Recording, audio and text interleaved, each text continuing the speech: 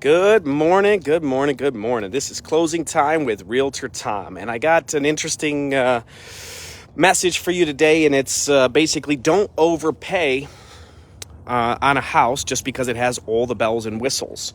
And I'm going to talk about my own particular circumstance here.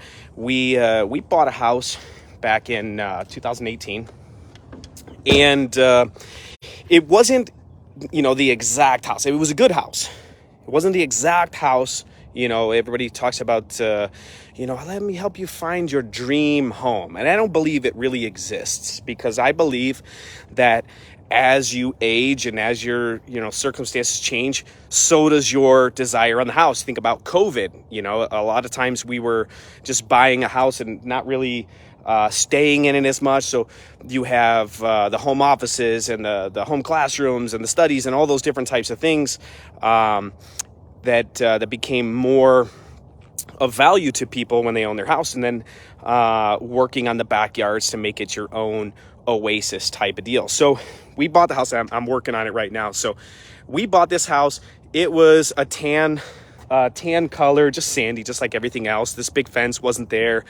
Inside is more of the southwestern type of style. So you got the brown tile, big backyard, big house. That's what we wanted. We got 5 bedrooms and 5 bathrooms. So that's ideal when you have a bunch of women in the house, and I have that. So the house had great bones. Now, a lot of times what I see is people buy, they want all of those nice things right away. And you're going to pay for it. And there's a market for that. And there's custom homes where you can have the ability to say, I want to pick all my furnishings. I want to pick the type of granite. I want to pick all the tiles and all the colors and all those things. And that's great. And then you get that perfect house right away. And then what happens when you're living in it?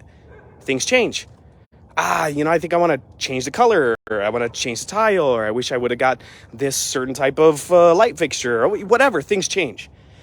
So my message for you today is don't try to get everything right up front, okay? Do things as you go, and then the house becomes truly yours because you have your input all over it.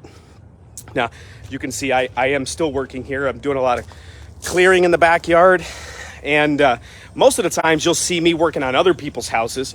I don't usually have a ton of time to work on my own. But we'll take a quick walk into the backyard. You'll see my Jurassic Park fence here.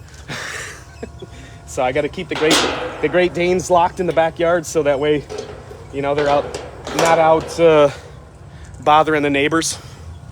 So this, when we first got here, was just all grass, and we had an old wooden pergola. And so you can see some things have changed a little bit. Again, we painted the whole house.